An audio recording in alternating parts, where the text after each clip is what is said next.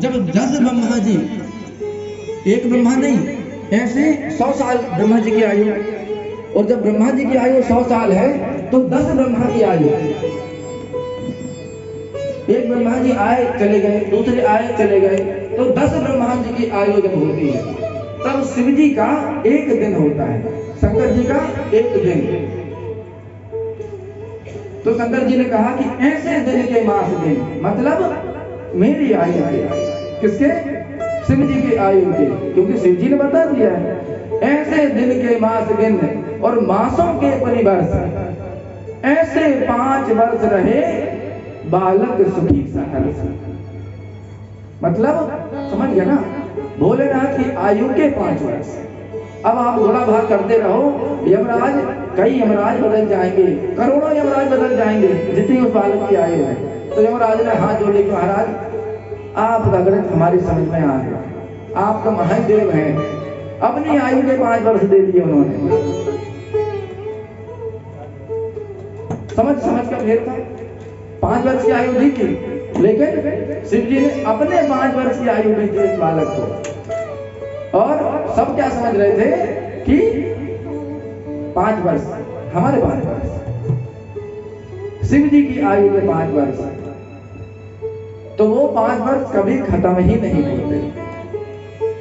कितने ब्रह्मा बदल जाएंगे, कितने यमराज बदल जाएंगे, कितने इंद्र बदल जाएंगे, कितने कल्प आएंगे और चले जाएंगे, लेकिन वो बालक अभी भी चिरंजीवी है। और उस बालक का नाम है मार्कंडेय जी, जो चिरंजीवी है। मार्कंडेय जी राजा, जो ऋषि थे, जो ब्राह्मण देवता हैं, उनका नाम था विकर्ण। मार्कंडेय जी के पिताजी, और इनके दादाजी थे मृगशंग ऋषि। ये सब ऋषि मुनि थे, लेकिन भोलेनाथ के आशीर्वाद से चिरंजीवी है मार्कंडेय जी अभी भी। बाद में मार्कंडेय जी वहां से गए और हिमालय में उन्होंने आश्रम बनाया। हिमालय में आश्रम बना के भगवान की तपस्या की, और पुष्पभद्रा नदी के पास उन्होंने उत्तर दिशा में, हिमालय के उत्तर में पुष्पभद्रा नदी एक बहती है, वहां पर उन्होंने आश्रम बनाया। वहां पर आश्रम बना के भोलेनाथ नर नारायण भगवान की तपस्या की है। तो नर नारायण भगवान ने अवतार देकर नर नारायण के रूप में उनको दर्शन दिया था। जैसे शिव जी ने एक बार कामदेव पर विजय प्राप्त की थी, और नारद जी ने भी एक बार काम पर विजय प्राप्त की थी, वैसे ही मार्कंडेय ऋषि ने भी एक बार कामदेव पर विजय प्राप्त की थी। बोले वृंदावन बिहारी लाल की। तो शिव जी की पूजन, और शिव जी भोले भंडारी हमारे, किसको क्या दे दें, क्योंकि औगरदानी है। भोलेनाथ प्रसन्न हो गए तो अपनी आयु के 5 साल दे दिए। अब और क्या मानते हैं? बोले वृंदावन बिहारी लाल की जय, बोले शंकर भगवान की जय। अकाल मृत्यु हो मरे, जो काम करे चंडाल का, और काल उसका क्या बिगाड़े, जो भक्त हो महाकाल का।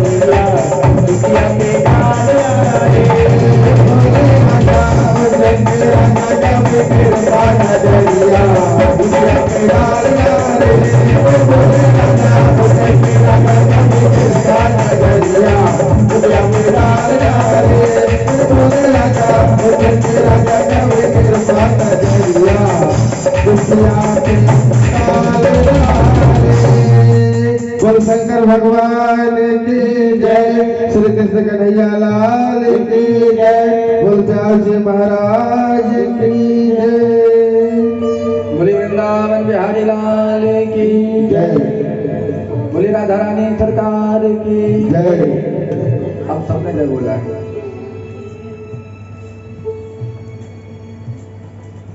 व्यास हंसी सुखदेव जी से राजा परीक्षित ने प्रश्न किया कि महाराज एक बात बताइए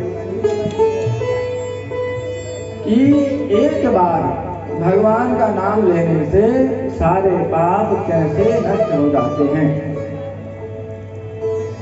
एक बार भगवान का नाम लेने से सारे पाप कैसे नष्ट हो जाते हैं। अगर इसका कोई उदाहरण है, कोई प्रमाण है, तो हमको प्रमाण सहित बताइए कि एक बार भगवान का नाम लेने से सारे पाप नष्ट कैसे हो जाते हैं। प्रमाण सहित अगर कुछ है इसका उल्लेख कहीं तो हमको बताइए। तो सुखदेव जी ने कहा कि बिल्कुल प्रमाण सहित उल्लेख है कि एक बार अगर आपने भगवान का नाम लिया, राम का नाम लिया या कृष्ण का नाम लिया, तो कैसे सारे पाप नष्ट हो जाते हैं सिर्फ एक बार नाम लेने से। सुखदेव जी ने कहा कि कान कुब्जे दुजह कस्ये दासे पते रजा मिला नाना नष्ट सदाचारो दास्या संसर्ग दूषितः कान्य कुब्जे दुजः कश्चित् दासी पतिरजा मिलः। एक ब्राह्मण था कान्यकुब्ज, कन्नौज में रहता था। उसका नाम था अजामिल। अजामिल नाम था, वेद पाठी था, ज्ञानी था और सत्कर्मी था। बोल वृंदावन बिहारी लाल की जय। लेकिन उसके साथ भी एक क्षण का कुसंग आया और उसका पतन हो गया। बार बार एक क्षण के कुसंग की ही प्रसंग आते हैं। वो अजामिल जो था खूब पूजा पाठ करता था, यज्ञ करता था, नियम धर्म से रहता था। लेकिन एक बार हवन करने के लिए लकड़ियां कम हो गई, तो लकड़ी लेने के लिए जंगल गया। वहां एक कुटिया में उसने एक गणिका को देखा, एक पुरुष के साथ। गणिका का मतलब होता है वैश्या। उस गणिका को देखा पुरुष के साथ, तो उसका मन विचलित हो गया। गणिका की नजर पड़ी अजामिल के ऊपर, तो उसने भी देखा कि हट्टा कट्टा शरीर है, इतना सुंदर ब्राह्मण है। दोनों में मित्रता हो गई। अब अजामिल ने क्या किया, उस गणिका को जंगल से अपने घर ले आया और अपने घर में रख लिया। जब अजामिल ने उस गणिका को अपने घर में रख लिया, तो जितने गांव के लोग थे सब इकट्ठे हुए। उन्होंने कहा कि जो ब्राह्मण दुष्कर्मी हो गया, इसको गांव से बाहर निकाल दो। अब कोई दान नहीं करेगा, कोई कुछ नहीं देगा, इसको हुक्का पानी बंद कर दिया। और ब्राह्मण को, अजामिल को उस गांव से बाहर निकाल दिया। तो अजामिल ने गांव के बाहर एक छोटी कुटिया बनाई, एक घर बनाया और उसी में उस गणिका के साथ रहने लगा। अब भरण पोषण कैसे हो, तो भरण पोषण करने के लिए चोरी करने लगा, डाका डालने लगा, लोगों को लूट करने लगा लोगों के साथ। ऐसे करके वो अपने और गणिका के उदर का पोषण करने लगा। ऐसा करते करते उसकी 10 संतान हो गई। अब जब वो 88 वर्ष का था अजामिल, तब एक बार दैव योग से कुछ संत महात्मा उस नगर के समीप से निकल रहे थे। रात्रि हुई तो उन संतों ने, उन महात्माओं ने सोचा कि अब रात्रि में आगे ना जाए, इसी गांव में किसी वैष्णव परिवार के यहाँ रुक जाए। तो गांव में गए तो एक बालक उनको मिल गया, बड़ा मस्खरा लड़का था, वो खूब हंसी मजाक करता था। संतों ने उससे पूछा कि बेटा, इस घर में कोई वैष्णव परिवार है जिसके यहाँ हम लोग रात्रि विश्राम कर सकें और भोजन पा सकें? उस बालक ने कहा कि हाँ महाराज, बिल्कुल है। और मजाक मजाक में, मस्खरी में उसने कह दिया कि एक ब्राह्मण है, बड़ा वैष्णव परिवार है वो, और इतना नियम धर्म से रहते हैं कि हम लोगों को छूते भी नहीं, इसलिए गांव के बाहर घर बना के रहते हैं। तो वो गांव के बाहर उनका घर है, आप वहां चले जाएंगे तो सारे संत महात्मा वहां पर अजामिल के घर पहुंच गए। जब अजामिल के घर पहुंचे तो अजामिल उस समय चोरी वोरी करने गया था, घर पे था, घर पे थी उसकी पत्नी, वो गणिका। दरवाजा खटखटाया, गणिका बाहर निकली। उस समय वो गणिका गर्भवती थी। जब बाहर निकली तो देखा इतने सारे साधु संत महात्मा, कोई ओम नमः शिवाय बोल रहा है, कोई जय माता दी कर रहा है, कोई बम बम भोले बोल रहा है, कोई राधे राधे बोल रहा है, अलग अलग संप्रदाय के सब थे। जब उसने देखा कि इतने सारे ब्राह्मण, इतने सारे संत महात्मा एक साथ हमारे घर आ गए, तो उसके तो भाग्य खुल गए कि किसी पापी के यहाँ भगवान पहुंच जाए। तो उसने कहा कि धन्यवाद हमारे, जो इतने साधु संत एक साथ हमारे घर पधारे। सबकी आगवानी की, अच्छे से आसन दिया, बैठाया उनको।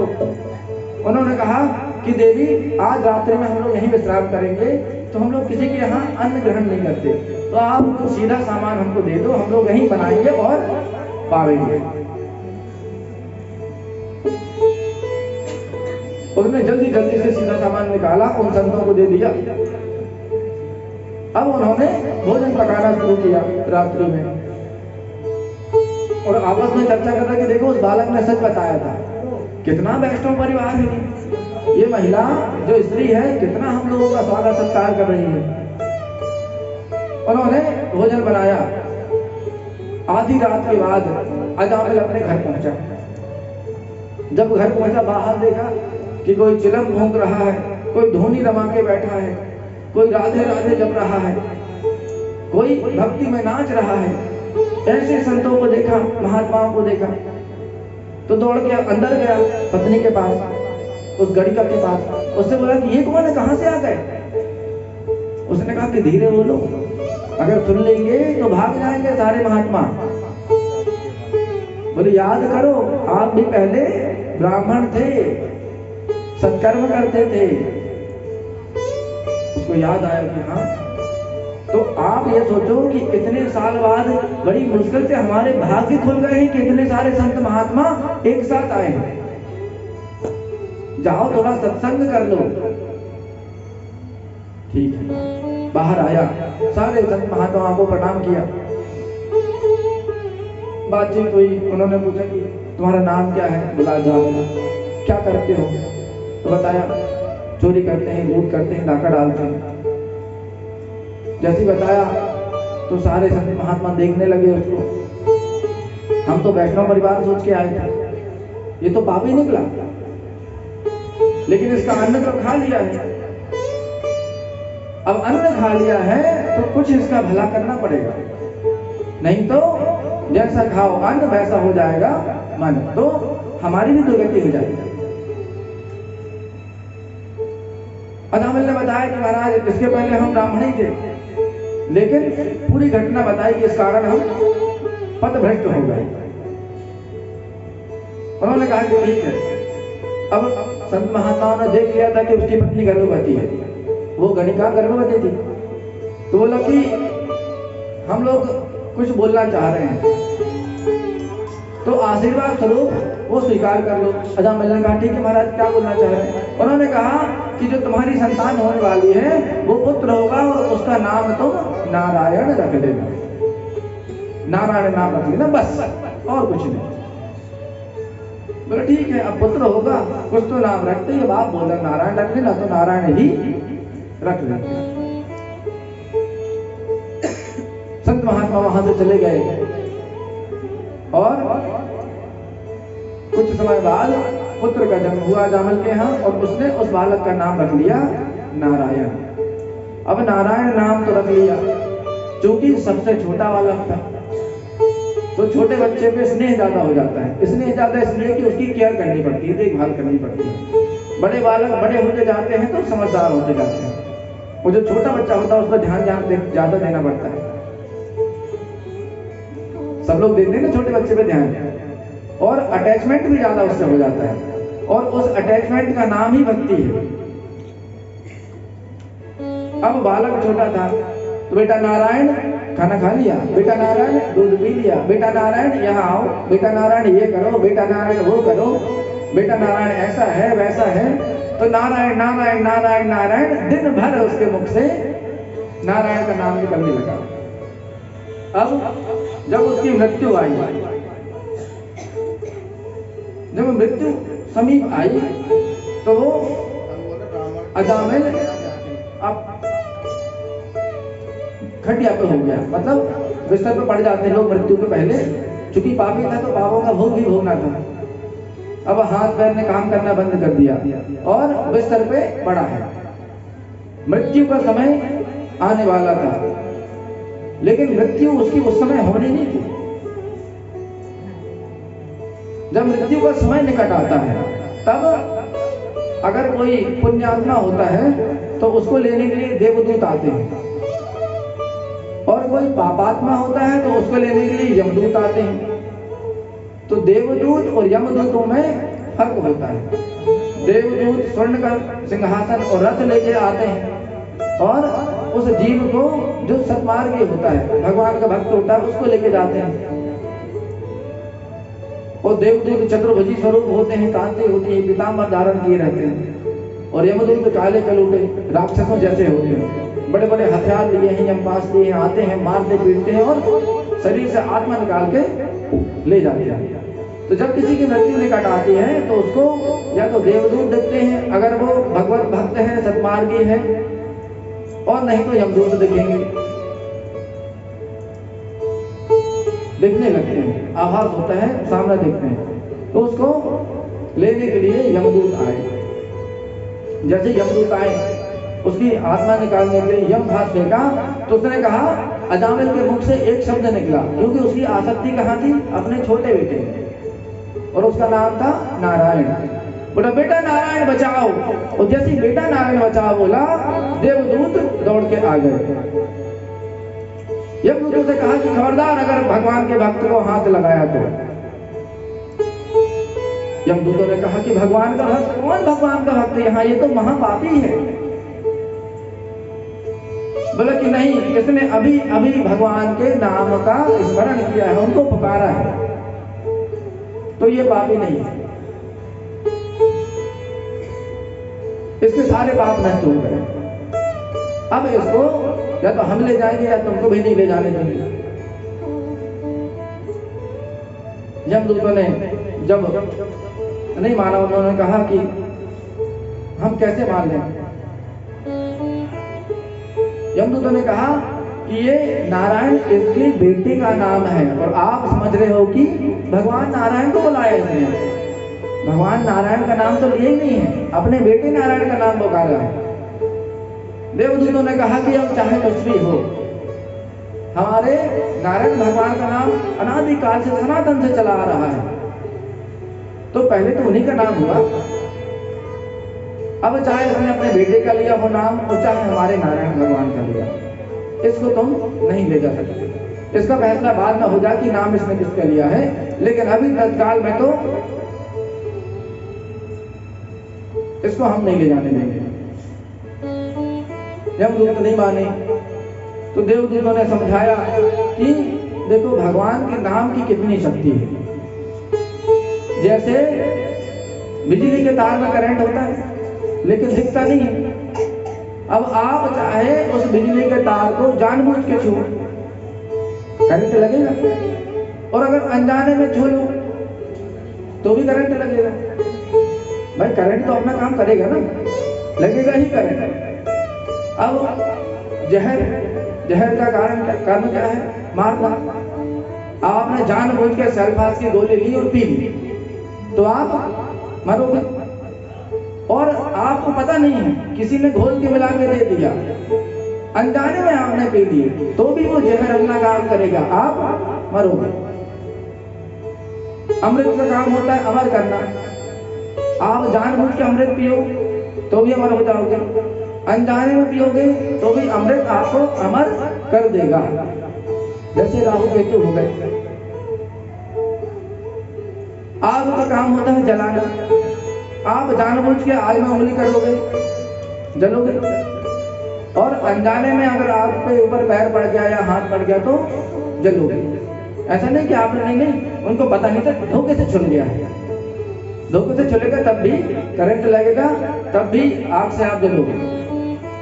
तो ऐसे ही भगवान का नाम है, आप चाहे जानबूझ के लो, अनजाने में लो, हंसी में लो, मजाक में लो, क्रोध में लो, लेकिन भगवान का नाम अपना काम करेगा और आपके पापों को नष्ट करेगा, आपके पापों को जला के राख कर देगा, भस्म कर देगा, क्योंकि भगवान के नाम का यही काम है। लेकिन यमदूतों की समझ में नहीं आया। जब समझ में नहीं आया तो देवदूतों ने उनकी वो कुटाई करी कि अपने हाथ पैर तोड़वा के वो यमराज के पास पहुंच गए। बोल वृंदावन बिहारी लाल की जय। यमराज के पास पहुंचे और यहाँ देवदूत भी भगवान के पास चले गए। अजामिल को लेके नहीं गए, अजामिल की मृत्यु नहीं हुई। देवदूत चले गए और यमदूत चले गए यमराज के पास। यमराज के पास गए, अपना यमराज वापस कर दिया, हथियार डाल दिए कि अब हम किसी को लेने नहीं जाएंगे। बोले किसी को लेने नहीं जाएंगे, क्यों नहीं जाएंगे? अरे महाराज, उस वो पापी अजामिल को लेने गए, उसने नारायण नाम पुकारा तो 4 दिव्य पुरुष जैसे भगवान के जैसे दिखने वाले उनके देवदूत आए और हम लोग को खूब मारा। तो हम लोग पिटने के लिए थोड़ी है यहाँ, आपकी आज्ञा से प्राण निकाल के लाते हैं, लेकिन आज तो पिट के आ गए हैं, इसलिए अब हम ये काम नहीं करेंगे। यमराज ने समझाया कि देखो क्या बोला था उस पापी ने, अजामिल ने, तो देवदूतों ने कहा कि नारायण नारायण का नाम पुकारा था उसने। जैसे देवदूत यमदूत नारायण नारायण बोलने लगे तो यमराज ने उनके मुख पे हाथ रखा, कह रही यहाँ पर भगवान का नाम मत लो। क्यों? यहाँ सब पापी भरे हुए हैं, और अगर इनको पता चल गया कि भगवान के नाम में इतनी शक्ति होती है तो अपनी नौकरी खतरे में पड़ जाएगी। अगर ये सब भगवान का भजन करने लगे, भगवान का नाम जपने लगे तो अपन तो गए, इन सबको छोड़ना पड़ेगा, नरक खाली हो जाएगा। देवदूतों ने कहा तो फिर क्या करें महाराज? तो कैसे लोगों को उठाएं, कैसे लोगों को लेके आए, कैसे जीवों के प्राण हर के लेके आए? तब यमराज ने बताया कि कैसे लोगों को यमदूत आते हैं लेने के लिए। जब किसी की कैसे व्यक्ति की मृत्यु होती है, जिनको लेने यमदूत आते हैं। जिह्वान भक्ति भगवत गुण नाम धेयं चेतः स्मरति तत् चरणारविन्दम् कृष्णाय नो नमति यद् सिर एकदापि तानानयद् धूमसतो कृतविष्णु प्रत्यः। आप ऐसे लोगों को प्राण निकाल के लाना जिनकी जीवा पर भगवान का नाम ना हो, जो भगवान का नाम ना लेते हो, और ऐसे जीवों के प्राण हर के लाना जिनका ध्यान, जिनका मन भगवान हरि के चरणों में ना लगता हो, जो श्री कृष्ण की भक्ति ना करते हो, ऐसे जीवों के आत्मा निकाल के लाना, जीव निकाल के लाना। इसलिए भगवान का नाम कीर्तन कराते हैं कि इसी बहाने भगवान का नाम तो मुख से निकले, क्योंकि नाम मुख से निकला तो वो अपना काम करेगा। चाहे हंसी मजाक में बोलो, चाहे भक्ति भाव में बोलो, और चाहे गुस्से में बोल लो कि महाराज तो कितना कीर्तन करा रहे हैं, लेकिन बैठे हैं तो करना पड़ रहा है। इसका फायदा महाराज को नहीं है, इसका फायदा आप ही लोगों को है कि जितने बार भगवान का नाम लिया उतने बार आपके पाप कट गए। तो बोला ऐसे लोगों को लेके आओ। ठीक है प्रभु। अब कुछ लोग सोचते हैं कि अभी तो हम जवान हैं, अभी तो हम बच्चे हैं, तो अभी पाप पुण्य करते जाओ, अंत समय में एक बार भगवान का नाम लेंगे और सारे पाप खत्म हो जाएंगे। लेकिन अंत समय में नाम भगवान का मुख पे नहीं आता। जन्म जन्म मुनि जतन कराही, अंत राम कहे आवत नाही। बड़े बड़े ऋषि मुनि सिद्ध महात्माओं के कई जन्म निकल जाते हैं कि अंत समय जब हमारी मृत्यु निकट हो, उस समय हमको हमारे मुख से भगवान का नाम निकल जाए, लेकिन भगवान का नाम अंत समय में नहीं निकलता। अंत समय में भगवान का नाम नहीं निकलता। एक बुढ़िया है, बुजुर्ग थी, पूरे समय उसने सिर्फ अपने संसार में, माइक संसार में मस्त रही। अंत समय आया तो जब किसी के घर में किसी की मृत्यु होने वाली होती है बुजुर्गों की, तो क्या करते हैं, गंगा जल पिला दो, तुलसी जी मुख में डाल दो, राम राम बुलवाते हैं कि मरने के पहले एक बार राम राम बोल ले तो साकेत चले जाए। लेकिन उस बुढ़िया की मृत्यु नहीं कटाई। उसके बच्चे पहुंचे कि माता राम राम राम बोल ले, राम राम, लेकिन वो उसकी जबान बिल्कुल शांत हो गई, राम नहीं बोल रहे थे। बोले बेटा नहीं बोलते बन रहा है। अब उस बुढ़िया ने ये जरूर बोला कि बेटा नहीं बोलते बन रहा है, लेकिन राम नहीं बोल पाया उससे। तो लड़कों ने कहा कि अरे अम्मा इतना सारा बोल रही है कि बोलते नहीं बन रहा है, लेकिन राम 2 अक्षर का नाम नहीं बोल पा रही है। उसने बोला बेटा मैं तो खूब कोशिश कर रहा हूँ, लेकिन मुख से राम निकला ही नहीं रहा है। इतना सब बोल रही है लेकिन राम नहीं बोल पा रही। अब एक होशियार बच्चा आया, उसने कहा कि रुक जाओ हम बुलवाते हैं अभी। उसने कहा कि अम्मा तुम क्या नहीं बोल पा रही हो। उसने सवाल घुमा दिया कि भाई अब बोल देगी कि हम बेटा राम नहीं बोल पा रहे हैं। तो जाने अनजाने में नाम तो भगवान का ले लिया, लेकिन उस अम्मा ने बोला कि बेटा हम वही नहीं बोल पा रहे हैं जो तुम बुलाना चाहत हो। नहीं निकला और प्राण निकल गए, नहीं बोल पाए।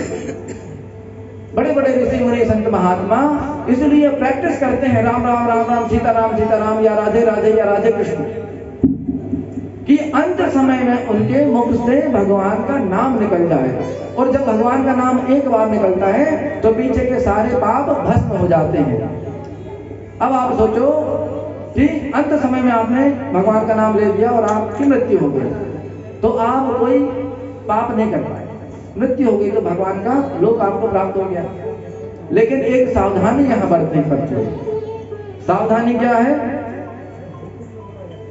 कि भगवान का नाम लेने में सारे पाप नष्ट हो जाते हैं, जल जाते हैं। लेकिन जैसे ही हम भगवान का, हमने अभी नाम ले लिया, कीर्तन कर लिया, ठीक है, थोड़ा ध्यान से समझना, सारे पाप नष्ट हो गए, अभी निष्पाप बैठे हैं बिल्कुल। लेकिन जैसे ही दूसरा कोई पाप करते हैं या मन में कोई दूसरा पाप सोच लिया, तो उस पाप के साथ साथ पुराने जितने भी पाप हैं सारे फिर से जीवित हो जाते हैं। ये भगवान का नियम है। और अंत समय में भगवान का नाम जब आता है, जैसे कोई 24 घंटे भगवान का नाम राम राम राम सीताराम जपता रहे और गाड़ी का एक्सीडेंट हो जाए और नाम चल रहा है, तो नाम चल रहा है तो मतलब पीछे के सारे पाप नष्ट हो गए हैं और दूसरा कोई पाप कर नहीं पाया और मृत्यु हो गई। कुछ लोग चलते चलते थोड़ा सा उपट्टा लगाया, सीढ़ी से गिर गया और खत्म हो जाते हैं।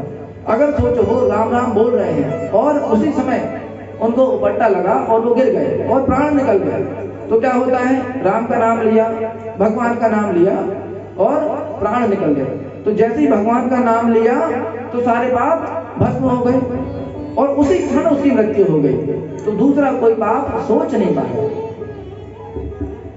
तो सारे पाप भस्म करके फिर अंत में गोलोक को चला गया, बैकुंठ को चला गया, जहां जाना।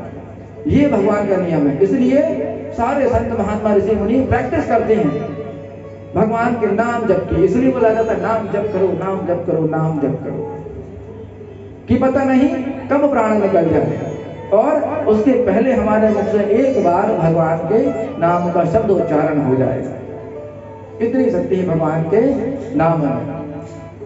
बोले वृंदावन बिहारी लाल की जय। बोले श्री कृष्ण कन्हैया लाल की जय। मेरे सावरे सलोने कन्हैया,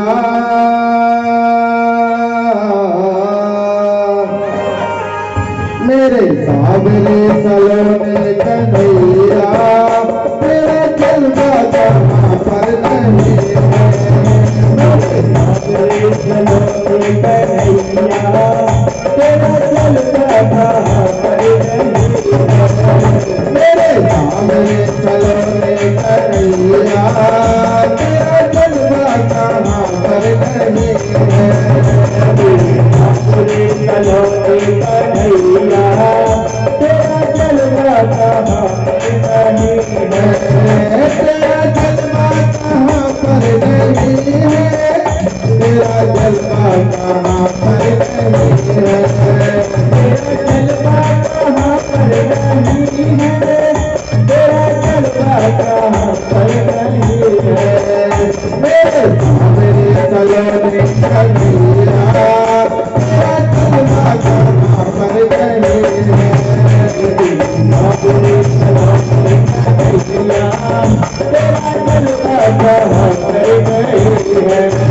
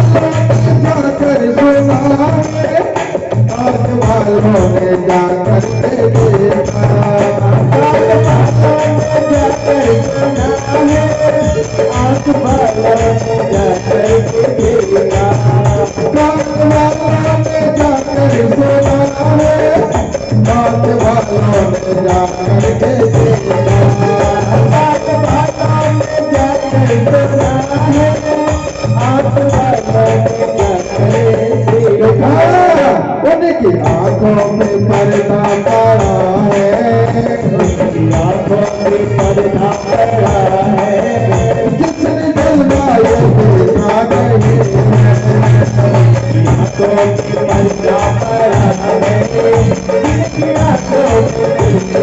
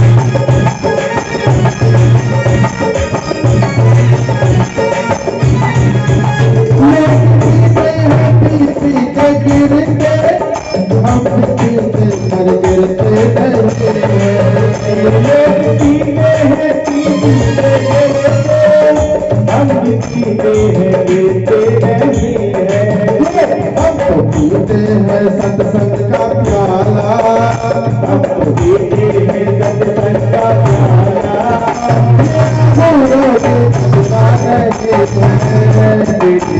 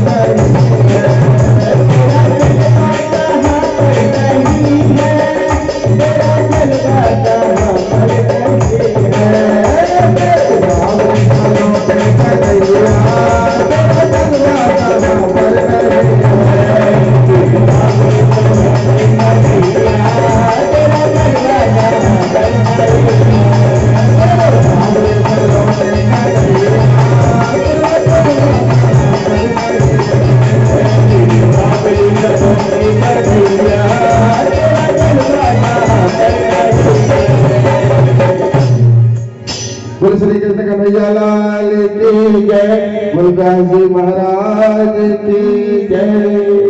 बोले वृंदावन बिहारी लाल की जय। बस 10 मिनट बाद भगवान की बारात में जाने के लिए तैयार हो जाइए। हम घड़ी मिला के 10 मिनट नहीं करना है, 12-15 भी हो सकते हैं। बोल वृंदावन बिहारी लाल की जय। हमारे माता जी घड़ी देख रही 10 मिनट में जाना है, थोड़ा जल्दी कर रहे हैं। अस्ति प्राप्तिश्च कंचश्च महिष्यौ वरदर्षभा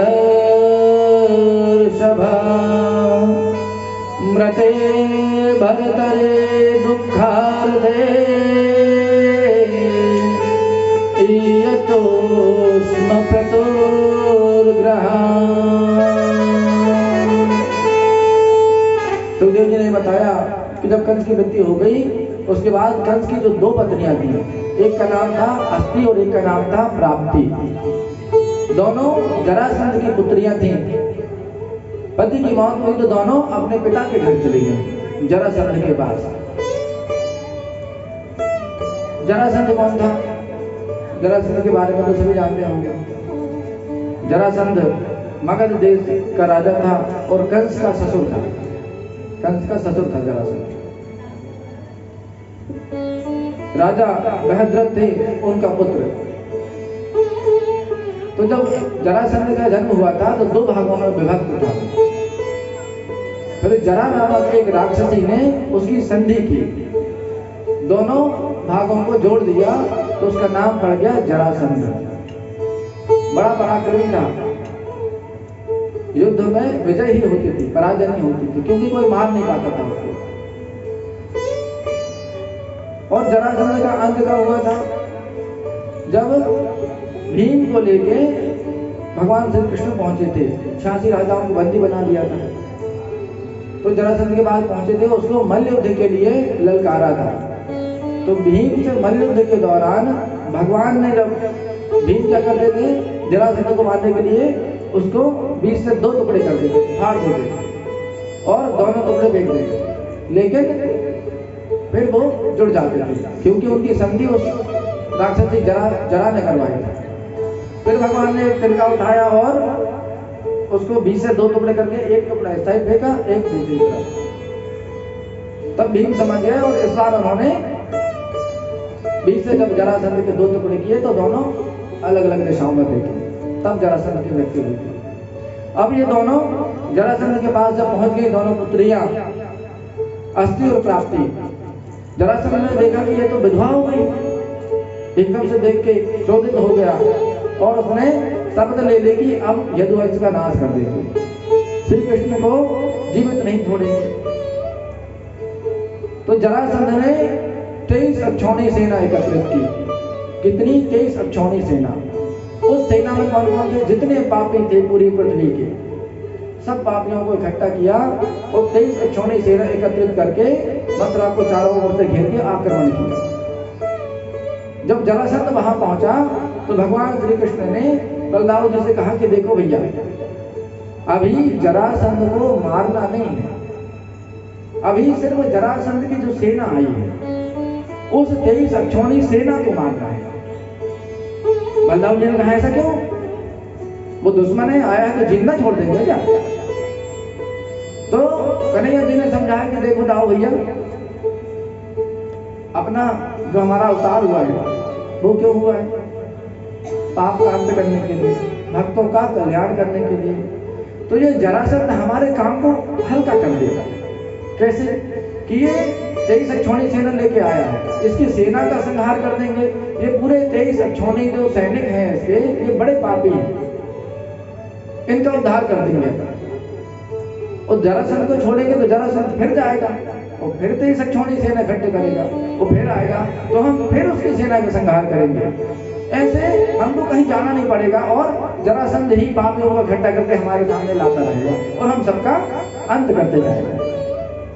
दाऊ जी ने कहा ठीक है।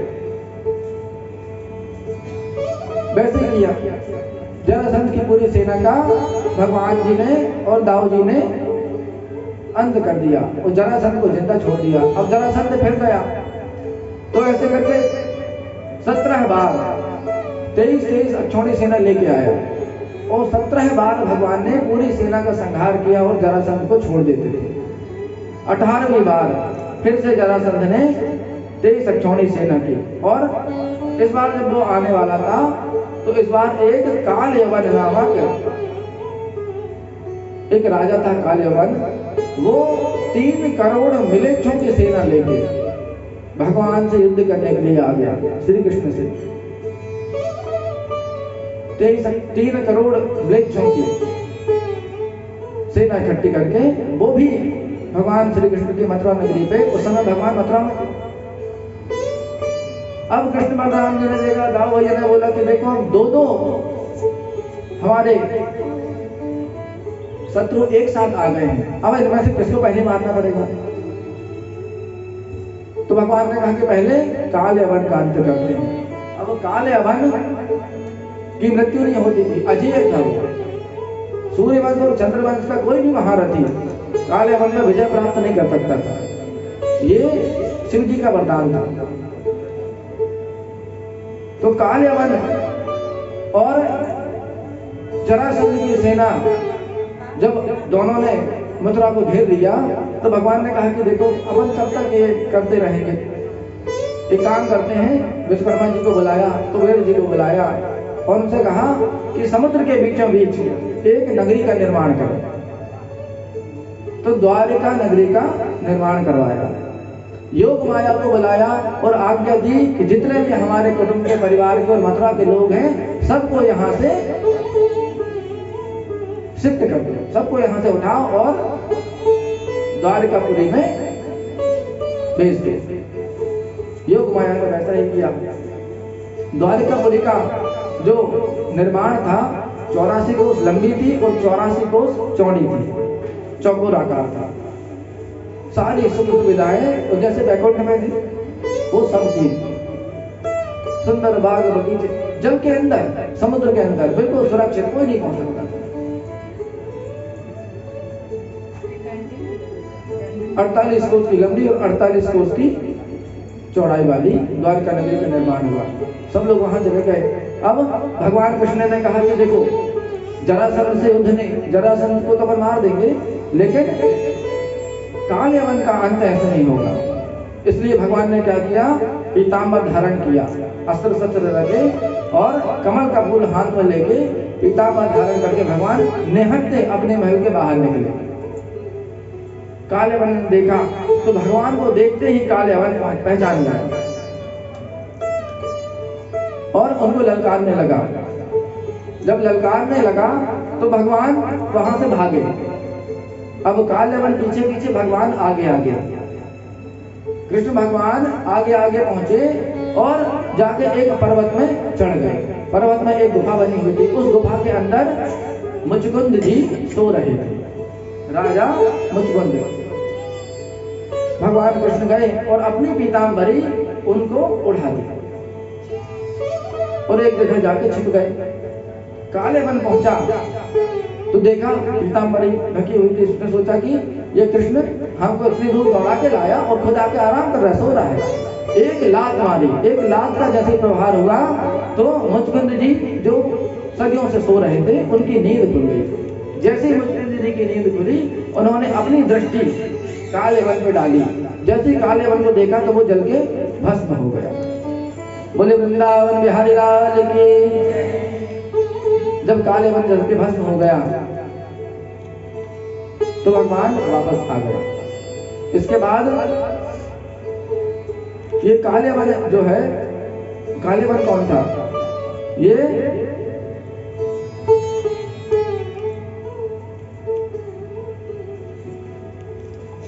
काल यवन जो है यवन देश का राजा था। जो काल यवन है वो पहले यवन देश का राजा था। एक ऋषि थे, उनकी संतान नहीं थी। उन्होंने संतान नहीं होने के कारण 12 साल का एक व्रत किया था। लोग उनको बोलने लगे कि ये संतान उत्पन्न नहीं कर सकते और भी कुछ बोला। तो उन्होंने शिव जी की तपस्या की, उनके आशीर्वाद से उन्होंने एक पुत्र प्राप्त किया। तो पुत्र मिला।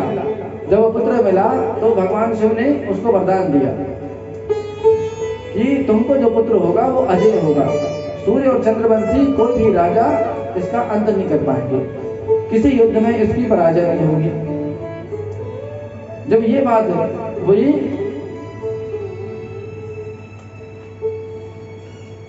तब काल यवन को लेने के लिए काल जंग नामक एक राजा आया। पहले मिलेच्छ देश का राजा था काल जंग, उसकी संतान नहीं थी। तो वो ऋषि के पास पहुंचा, ऋषि शेषी नारायण के पास, कि प्रभु आपका जो बालक है वो अजय है, आप हमको दे दो इसको हम मिलेच्छ देश का राजा बना देंगे। उन्होंने कहा कि ठीक है, दे जाओ, क्योंकि जिस काम के लिए काल का जन्म हुआ था वो वैसे ही सिद्ध होने वाला था। तो कालजंग ने अपना पुत्र बना के कालयवन को वहां का राजा बना दिया। जब राजा बना दिया तो कालयवन से सब लोग डरते थे, क्योंकि कोई इतना वीर नहीं था पृथ्वी पे जो कालयवन का सामना करता। कालयवन एक बार बैठा हुआ था, सोच रहा था कि ऐसी पृथ्वी में कोई तो हो जिससे हम युद्ध लड़ सके। तो नारद जी पहुंचे वहां। नारद जी पहुंचे तो नारद जी से कालयवन ने पूछा कि महाराज आप तो तीनों लोगों में घूमते रहते हैं, हमारे जैसा वीर कोई अगर है तो बताओ, तो हम उससे थोड़ा युद्ध तो कर सके, हमसे हमारे सामने तो कोई टिके नहीं पाता। तब नारद जी ने बताया था कि तुम्हारे जितना बलवान अगर कोई है जिससे तुम युद्ध कर सकते हो तो वो है श्री कृष्ण द्वारिका में। अब श्री कृष्ण को पहचानेंगे कैसे? तो नारद जी ने कालयवन को बताया था कि भगवान श्री कृष्ण की पहचान क्या है। पीतांबर धारण किए रहेंगे, हाथ में कमल लेके निकलेंगे, भृगु ऋषि के पद चिन्ह हृदय में दिखेंगे, वो देखने में बहुत सुंदर रहेंगे। तो कालयवन जैसे ही मथुरा में आया था, वहां भगवान श्री कृष्ण को जैसे उसने देखा तो नारद जी ने जो छवि बताई थी वो उसको देखिए सामने के पीतांबर धारण किए हैं, कमल का फूल हाथ में लिए हैं, देखने में बड़े मनोहारी श्याम सुंदर लग रहे हैं, तो यही कृष्ण है। और वो मारने के लिए दौड़ गया। अब राजा मुचकुंद कौन थे? तो मुचकुंद जी एक महापुरुष थे। मुचकुंद जी जब राजा थे उस समय राज्य था उनका, तो देवासुर संग्राम हुआ था। तो देवता मुचकुंद को लेके स्वर्ग लोग गए थे कि हमारी तरफ से आप दैत्यों से युद्ध करो। जब संग्राम समाप्त हुआ तो पृथ्वी पे कई युग बीत चुके थे। राजा मुचकुंद ने कहा कि महाराज युद्ध समाप्त हो गया, अब हम जाएं अपने परिवार के पास। देवराज ने कहा कि अपने परिवार के पास कहाँ जाओगे आप?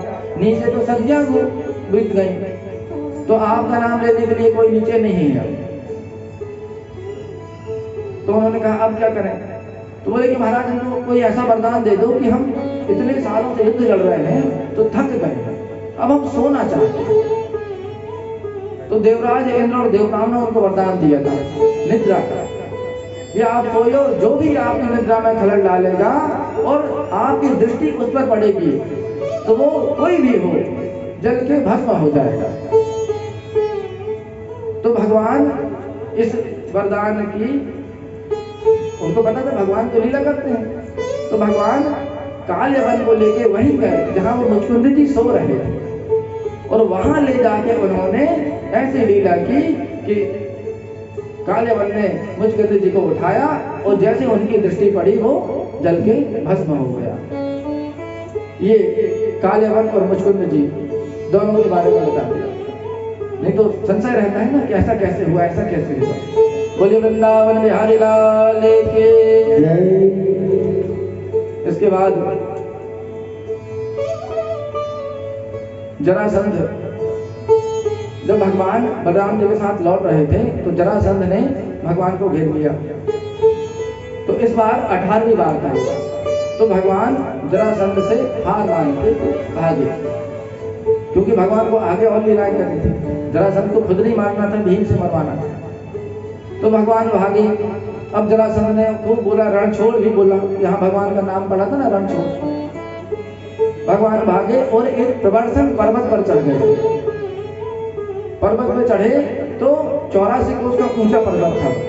उस पर्वत पे दोनों कृष्ण बलराम जी चढ़ गए तो राजा ये जरासंध ने क्या किया था, नीचे पूरे पर्वत में आग लगा दी। क्यों इतने ऊपर चढ़े हैं, नीचे से आग लगा दो तो आग में जल के मर जाएंगे। तो भगवान श्री कृष्ण और बलराम जी उस 84 कोस पर्वत के ऊंचे से छलांग लगा के नीचे आए और द्वारिका चले गए। जरासंध यहाँ समझ रहे थे कि वो तो मरे जाएंगे, वो वापस आ गया। बोले वृंदावन बिहारी लाल की जय। इसके बाद अनर्थ देश के राजा रेवत जी की पुत्री के साथ, जिनका नाम रेवती था, बलराम जी का विवाह हुआ। और फिर अब भगवान श्री कृष्ण और रुक्मिणी जी के मंगल विवाह का प्रसंग होगा। बोले वृंदावन बिहारी लाल की जय। बोले बांके बिहारी लाल की जय। अभी तक भगवान श्री कृष्ण के राधा रानी के भजन होते रहे हैं। एक भजन हमारे व्यास जी के लिए भी। हरि की कथा सुनाने वाले, हरि की कथा सुनाने वाले, गोविंद कथा सुनाने वाले, तुमको लाखों प्रणाम, तुमको लाखों प्रणाम। हरि की लाखों प्रणाम, तुमको लाखों प्रणाम, तुमको लाखों प्रणाम, तुमको लाखों प्रणाम, तुमको लाखों प्रणाम, तुमको लाखों प्रणाम। हरि की कथा सुनाने वाले, गोविंद कथा सुनाने वाले, तुमको लाखों प्रणाम, तुमको लाखों प्रणाम, तुमको लाखों प्रणाम, तुमको लाखों प्रणाम।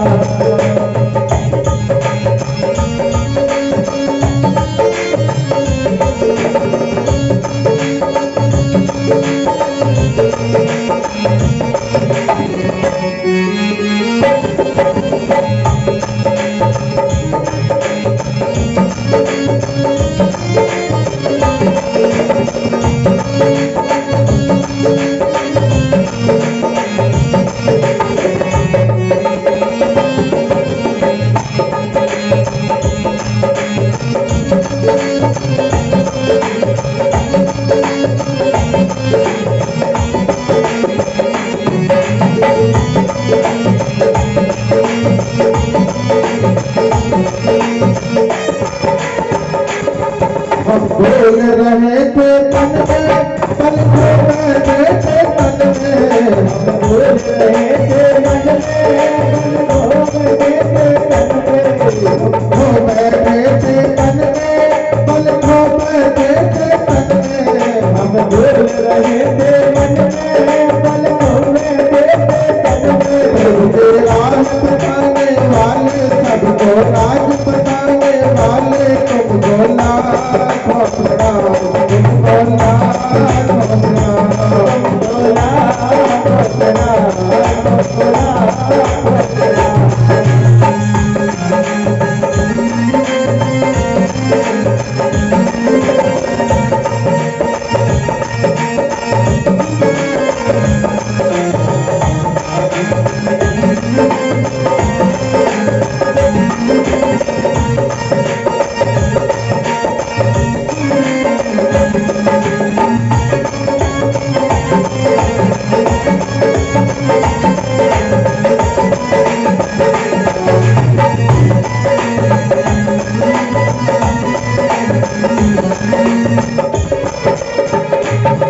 लेकर विषयों का प्याला, गा रहे संयम के काला।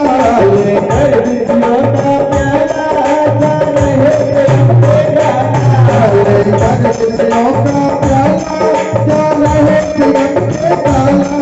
लेकर विषयों का प्याला, गा रहे संयम के काला।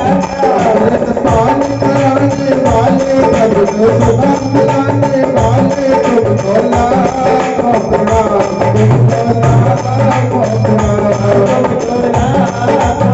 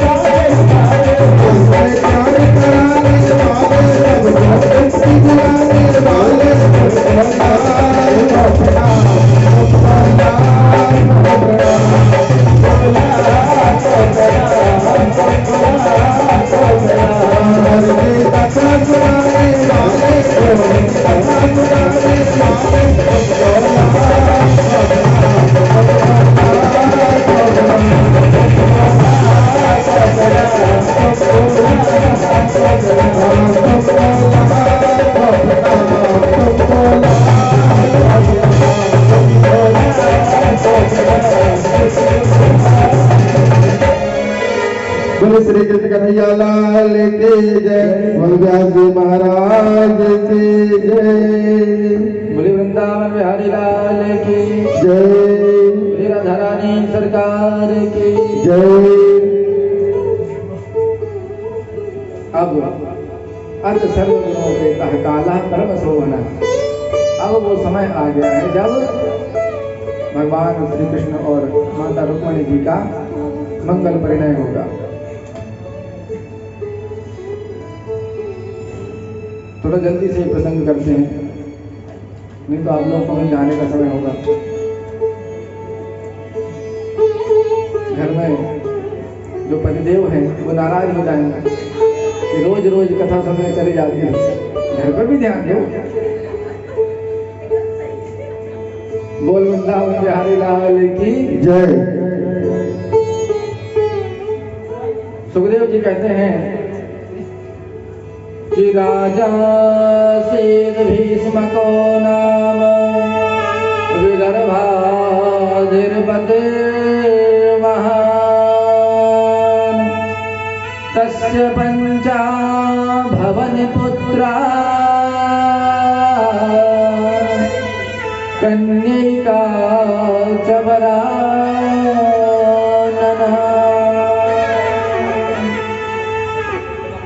कि राजा परीक्षित विदर्भ देश के राजा थे भीष्म जी।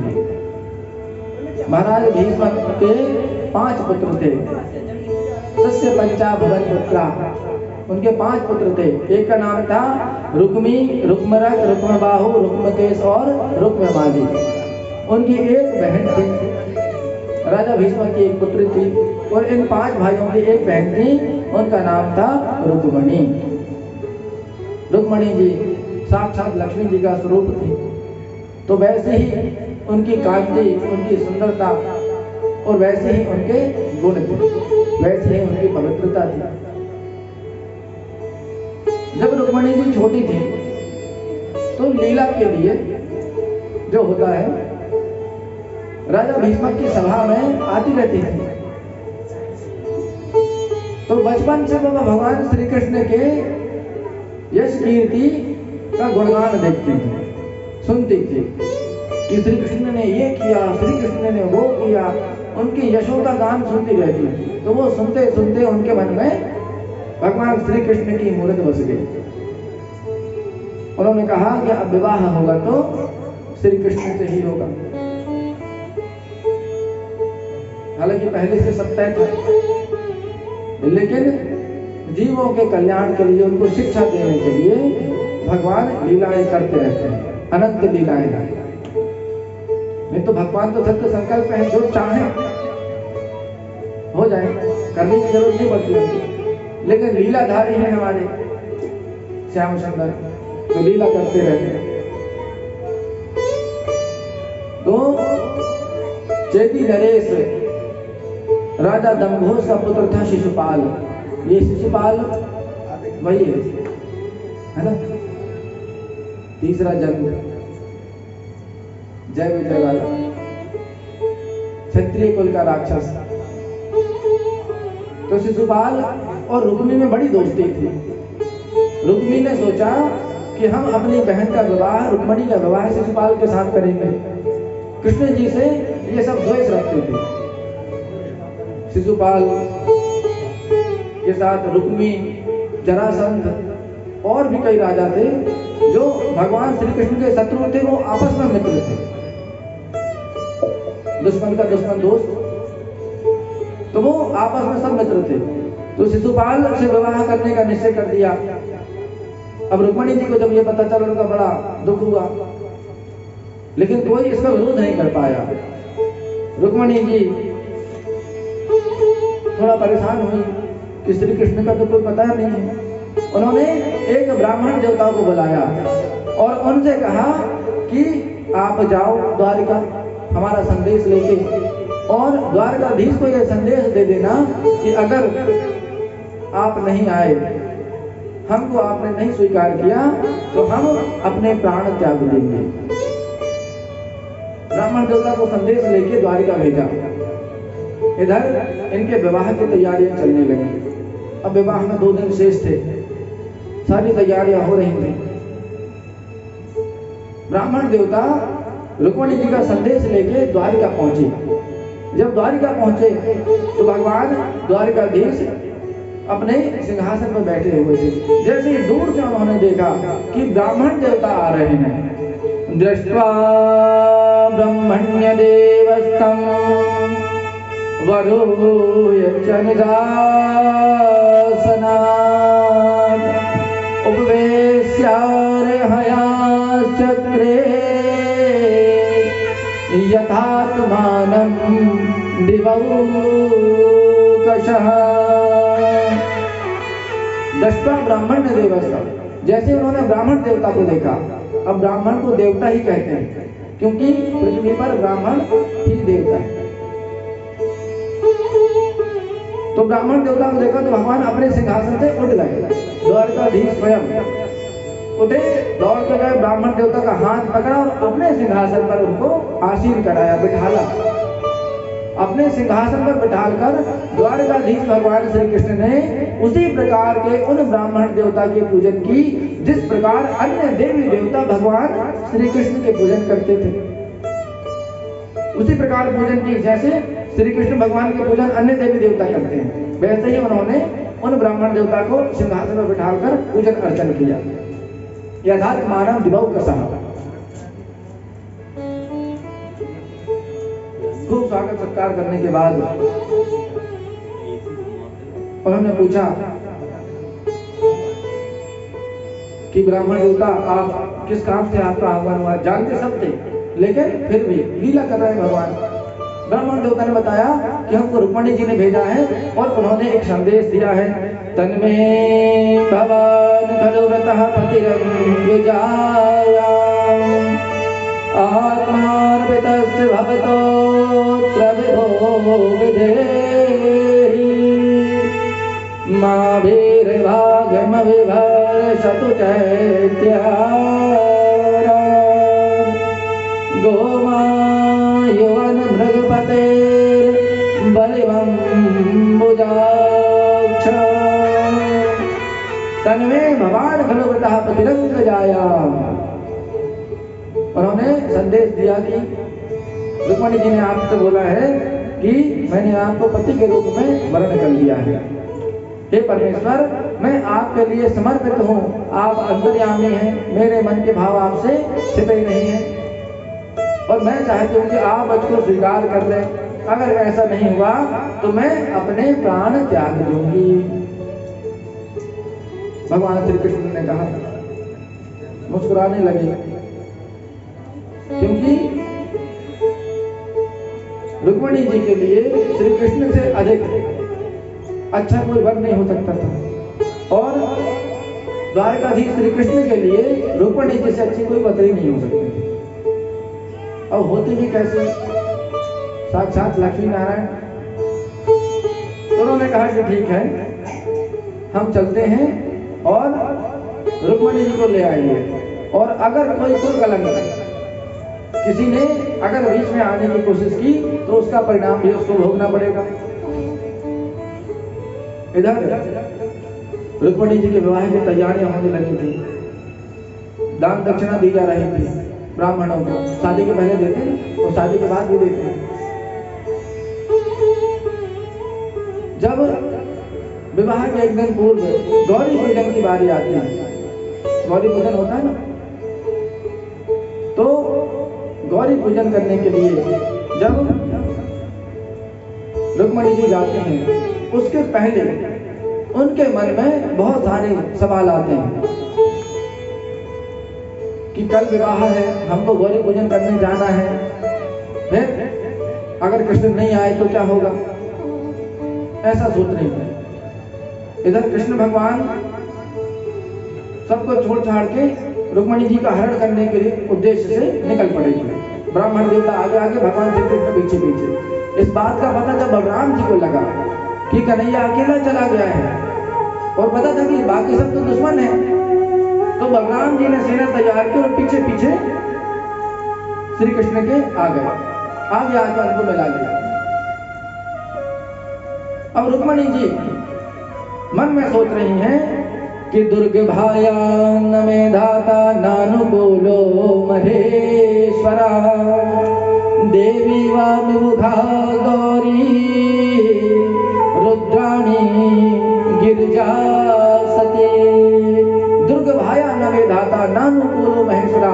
रुक्मणी जी मन में सोच रही कि शायद विधाता हमसे रूठ गया है और भगवान महेश्वर भोलेनाथ शिव शंकर भी हमसे विमुख हो गए हैं, इसलिए तो अभी तक ना श्री कृष्ण का कोई संदेश आया और ना वो ब्राह्मण देवता लौट के आए।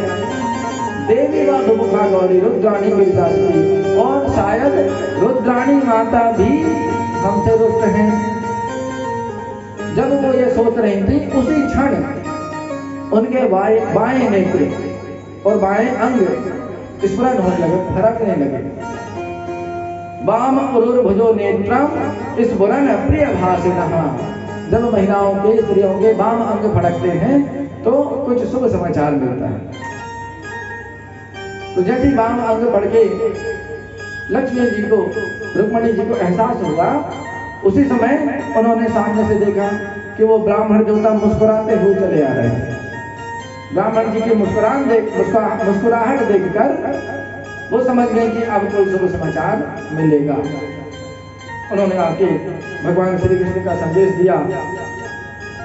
इधर जब भगवान भीष्म की नगरी में पहुंचे तो दोनों को देखने के लिए जो नगरी के लोग थे, महिला हो या पुरुष, सब भीड़ लगाने लगे कि कृष्ण बलराम आए हैं, द्वारिकाधीश आए हैं। उनको देख के सबने भगवान से प्रार्थना की। सारे लोगों ने, सारे निवासियों ने भगवान से क्या प्रार्थना की कि किंचित सुचरितम यन्मसु तेजं तुष्टस्त्रलोक अनुग्रहणातु गृह्णातु वैधर्व्या पाणिमच्युतः। सब लोगों ने भगवान से प्रार्थना की कि अगर हम लोगों ने किसी भी जन्म में थोड़ा सा भी पुण्य कर्म किया है तो उसका फल आज हमें दे दो। और फल के रूप में क्या दे दो कि वैदर्भ्याम पाणिमच्युतः, हमारी जो वैदर्भ्या है मतलब रुक्मणी, उनको भगवान अच्युत मतलब श्री कृष्ण स्वीकार कर लें, इन दोनों का पाणी ग्रहण हो जाए। कितना अच्छा भाव होगा कि अगर हमने कोई पुण्य कर्म किया है किसी भी जन्म में, अपने लिए नहीं मांगा, भगवान के लिए मांगा होगा कि इनका विवाह हो जाए। इसके बाद अब गौरी पूजन की बारी आती है। तो रुक्मिणी को डर था कि कृष्ण आ गया है तो कुछ ना कुछ जरूर करेगा, इसलिए रुक्मिणी जी के आसपास बहुत सारा पहरा बैठा दिया। अस्त्र शस्त्रधारी अपने गुप्तचर और सैनिक लगा दिए कि कहीं कृष्ण हरण करके न ले जाए रुक्मिणी जी का। और इन्हीं सबके बीच रुक्मिणी जी अपने महल से निकलकर माता गौरी के मंदिर पहुंच जाती हैं। माता गौरी के मंदिर गई, उनको प्रणाम किया। नमस्ते त्वाम्बिके भीक्षम स्वसंतान युतां शिवां भूयात् पत्र में भगवान कृष्ण तदतु मोदना। उन्होंने माता अंबिका को प्रणाम किया और माता को प्रणाम करके उन्होंने एक वरदान मांगा। माता को प्रणाम करके कहा कि अगर आप हमसे प्रसन्न हैं, हे तो अंबिका, मैं आपको नमन करती हूँ, प्रणाम करती हूँ और आप मुझे मेरी अभिलाषा पूर्ण करें और ऐसा आशीर्वाद दें कि भगवान श्री कृष्ण मुझको अपना लें, भगवान श्री कृष्ण मेरा वर्ण कर लें। पूजन कर रही हैं और पूजन करते हुए यही मन में स्मरण कर रही हैं। तो माता गौरी के प्रतिमा से एक माला निकल के रुक्मणी जी के गले में चली जाती है। उनको गौरी माता आशीर्वाद देती है। आशीर्वाद दिया गौरी माता ने। माता रुक्मणी प्रसन्न हुई और प्रसन्न होकर पूजन समाप्त करके जब वो मंदिर के बाहर निकलने लगे, जैसे ही मंदिर के बाहर निकली तो बाहर बहुत सारे राजा और बहुत सारे सैनिक थे। भगवान श्री कृष्ण भी रथ लेकर खड़े थे। रुक्मणी जी बाहर निकली, धीरे धीरे कदम बढ़ाते हुए रुक्मणी जी मंदिर के बाहर आई। उन्होंने देखा कि प्रभु श्री कृष्ण भी रथ लेकर खड़े हुए हैं। श्री कृष्ण जब रथ लेकर खड़े हैं तो देख के थोड़ा सा उनके मन में मुस्कान आई और मुस्कान आई। धीरे धीरे जैसे ही वो आगे बढ़ी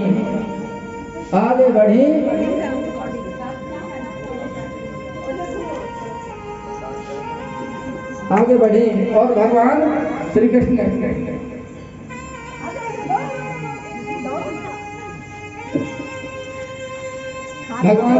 आगे आए और पलक झपकते ही रुक्मणी जी का हरण करके ले गए। बोलिए कृष्ण कन्हैया लाल की जय। जब तक भगवान रुक्मणी जी का हरण करके ले गए, सारे राजा देखते रहे। दूर तक बार होता, जब तक धूप छटी तब तक भगवान रुक्मणी जी को लेके बहुत दूर निकल चुके थे। सबने देखा क्या नहीं, क्या हुआ क्या हुआ क्या हुआ। जब तक लोग समझे कि श्री कृष्ण रुक्मणी का हरण करके ले गया तो बोले कि रोको, दौड़ो, मारो। तो जरासंध के साथ शिशुपाल के जितने मित्र थे सब दौड़े और जैसे ही भगवान को घेरने के लिए पहुंचे, बलराम जी पहले से खड़े हुए थे। उन्होंने सारे राजाओं का, किसी का हाथ तोड़ा, किसी का पैर तोड़ा, सबको तहस नहस कर दिया, सारे सेनाओं का संहार कर दिया। अब जब इस बात का पता शिशुपाल को चला तो वो शिशुपाल डिप्रेशन में चला गया कि बताओ, इतनी अच्छी सुंदर लड़की मिलने वाली रुक्मणी और जो कृष्ण आया और उसको लेके चला गया। बेचारे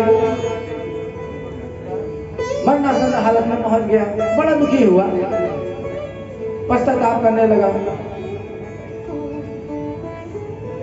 तो जरासंध ने समझाया कि देखो, हार नहीं मानना।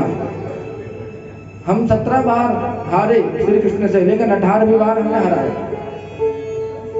तो अपने क्रोध को और बढ़ाओ, ऐसे डिप्रेशन में मत जाओ।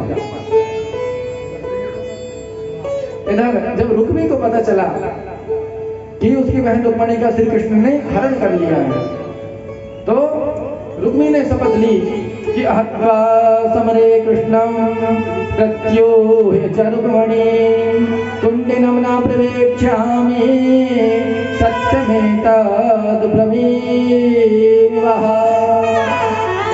रुक्मी ने शपथ ले ली कि जब तक हम श्री कृष्ण का अंत करके रुक्मणी को न लेके आएंगे वापस अपनी बहन को, तब तक हम कुंडन पर में प्रवेश नहीं करेंगे, अपनी राजधानी अपने घर में प्रवेश नहीं करेंगे।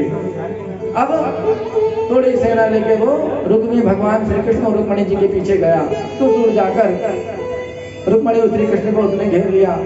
दोनों भगवान श्री कृष्ण और रुक्मिणी में युद्ध हुआ। तो भगवान तो खेल खेल में रुक्मिणी को हरा दिया। भगवान अपने रथ से नीचे उतरे और तलवार निकालकर रुक्मिणी का अंत करने वाले थे। तभी दौड़ के रुक्मिणी जी आए और भगवान के चरण पकड़ लिए।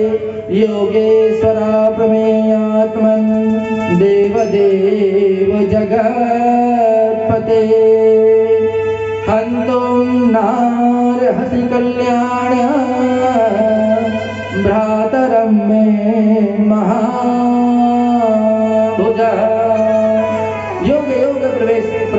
योगेश्वरा प्रमेयात्मन देव देव जगतपते, हे जगतपते, हे देवों के देव, हे श्री कृष्ण, ये हमारा भाई है, इसको मत मारिए, इसके अपराधों को क्षमा कर दीजिए।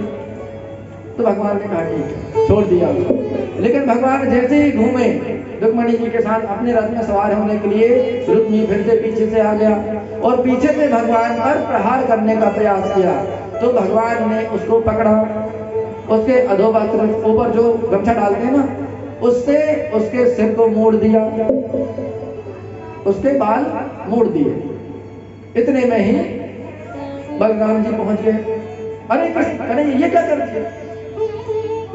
अरे सगे संबंधियों का वध नहीं करते, अगर वो पाप भी करते हैं तो उनको छोड़ देते हैं, वध नहीं किया जाता। अब तुमने ये क्या कर दिया?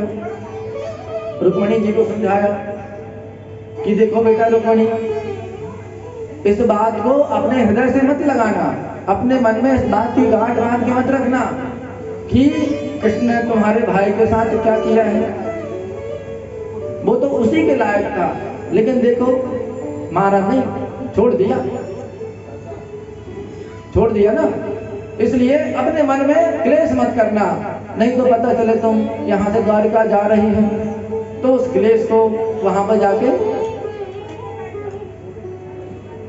इसलिए क्लेश मत करना, अपने मन में किसी प्रकार का संशय नहीं लाना और चलो अब द्वारिका में भगवान श्री कृष्ण के साथ, कन्हैया के साथ सुखमय जीवन व्यतीत करो, जो लीलाएं भगवान करना चाहे। तो द्वारिका लेके आते हैं और द्वारिका में फिर भगवान का स्वागत होता है और पूर्ण विधि विधान से भगवान श्री कृष्ण और रुक्मिणी जी पाणी ग्रहण संस्कार में बनते हैं।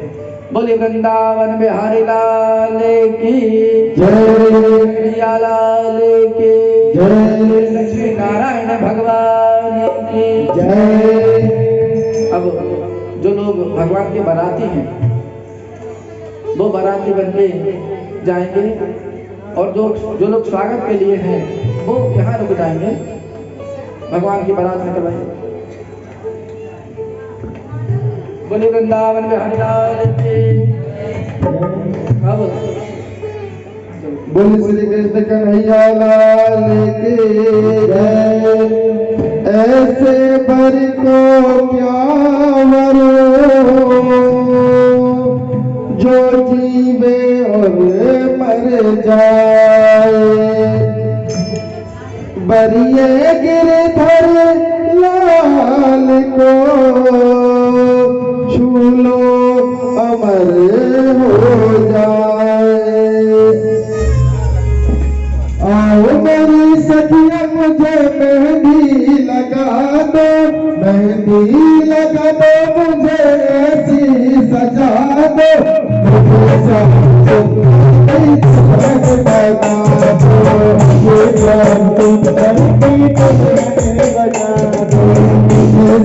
सुंदर की पसंद बना दो।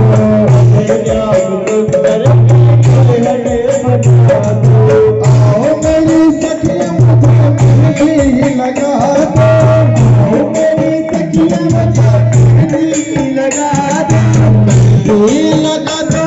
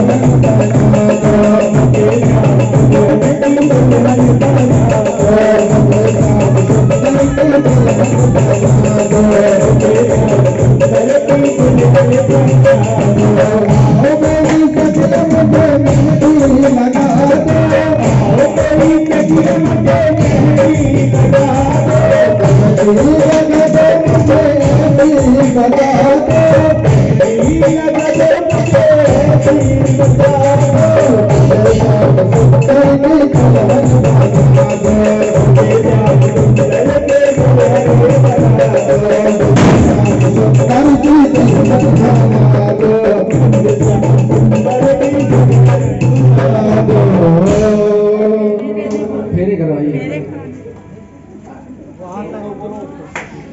तुलसी जी के पहले फेरे लगवाइए। आप लोग सब साइड हो जाइए। और पंडित जी माइक लो।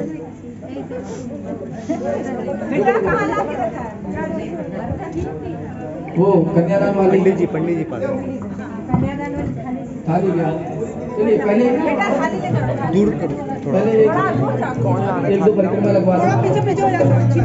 ओम मंगलम भगवान विष्णु मंगलम गरुड़ध्वजा मंगलम पुंडरीकाक्ष मंगलाय तनो हरिः तदेव लगनम दूर दूर दूर दूर दूर तदेव दूर दूर ताराबलं चन्द्रबलं तदेव विद्याबलं दैवबलं तदेव लक्ष्मीपति ते हृयुगं स्मरामि।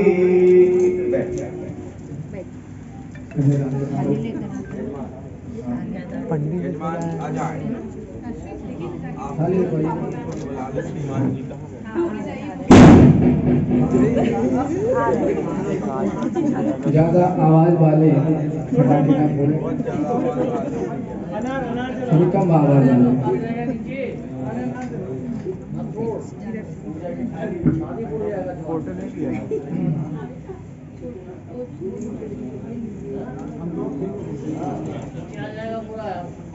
बैठ जाइए। ये कहाँ गए? आइए आप तो बैठ जाइए। हम लोग बैठे। देखिए पानी आप लोग भाभी नीचे बैठिए। भाभी पानी यहाँ देखो इस तरफ। पानी है ना, पानी है देखो। पंडित जी थोड़ा संकल्प करा दो। हाँ पहले चरणों में जल चंदन अक्षत पुष्प चढ़ा आंटी थोड़ा ओम कस्तूरी तिलकं ललाटपटले वक्षःस्थली कौस्तुभं नासाग्रीवरमौक्तिकं करतले वेणुः करे कङ्कणं सर्वाङ्गे हरिचन्दनं सुललितं कण्ठे च मुक्तावली गोपस्त्री परिवेष्टितो विजयते गोपालचूडामणि वंशी विभूषितकरान्नवनीरदाभान्। पंडित जी मटकी रख दो। कन्यादान का संकल्प लेना है। बोलाओ ना, बर्तन दो ना, लाकर। हाँ आपको अन्न वस्त्र जो भी है नहीं ठीक है जो कुछ हाथ में फूल चावल दक्षिणा और वो सब सामान ओम विष्णवे नमः 3 बार बोले। ओम विष्णवे नमः विष्णवे नमः विष्णवे नमः। श्रीमद्भगवतो महापुरुषस्य विष्णोराज्ञया प्रवर्तमानस्य अद्य श्रीब्रह्मणोऽहि अधैर्यगुणविशेषमविशिष्टायां शुभपुण्यतिथौ नामः गोत्रोत्पन्नोऽहं सपत्नीकोऽहं श्रुतिस्मृतिपुराणोक्तफलप्राप्त्यर्थं सप्ताह ज्ञानश्रवणाख्यं कर्म तदुपरान्ति कन्यादानं संकल्पम अहम संप्रदधे। ले लो इनके हाथ में दे। अब पैर पूजना है। ये पैर थाली में लगा लो दोनों जन, ये पाँव अंगूठा यहाँ लगा लो दोनों दोनों पैर दोनों ये भी पैर लगा लो। हाँ देखो हाँ जल पहले जल लगाओ जल नहीं थाली लगा जल लगा के पाँव लगा के माथे पे 3 बार और फिर वहाँ 2 बार। आप भी दोनों हाथ दोनों एक ऊपर एक नीचे 3 बार। ओम वराय नमः वरचरण कमलेभ्यो नमः वराय नमः वरचरण कमलेभ्यो नमः कन्याय नमः कन्याचरण कमलेभ्यो नमः। अस्तौ प्रक्षाल्य रोली हल्दी थोड़ी सी माथे में लगा हल्दी रोली नहीं हल्दी बस।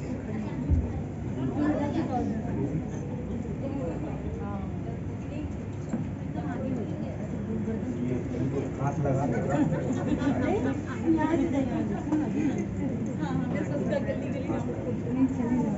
वहीं रख पैर पढ़ लो और पंडित जी को भी दक्षिणा देना पड़ेगा और निछावर करना निछावर भी कर दे कैश नहीं आया, कैश नहीं आया। ये कितनी सी गृहस्थी दे दी है। दहेज की बात हुई थी, आया नहीं है दहेज अभी। ना मैं पकड़ती हूँ।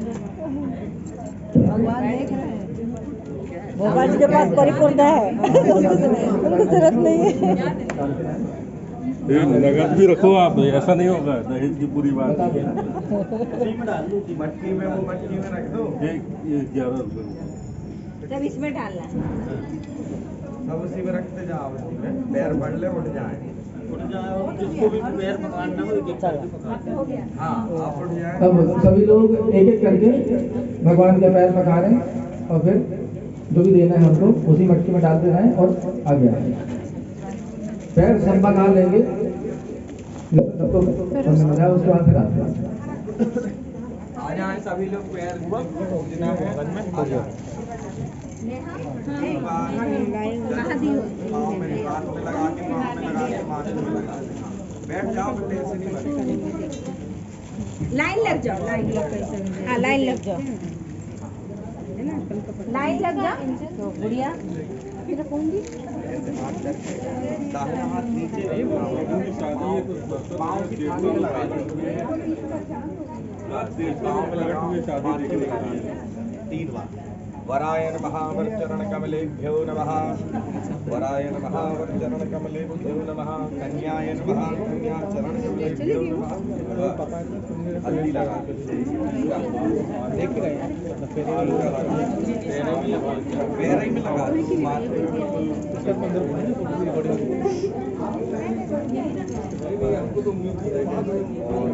अब जो देना है उनको दे देना।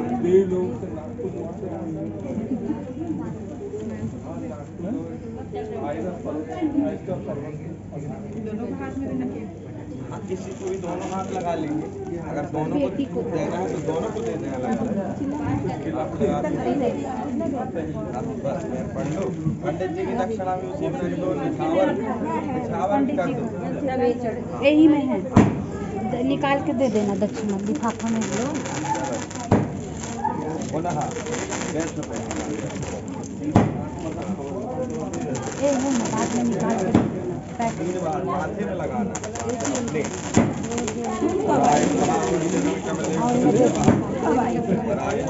हमको कब से आए हैं? किनको दे पंडित? इसमें डालो ना। हल्दी लगा दो। गोली चल रही है।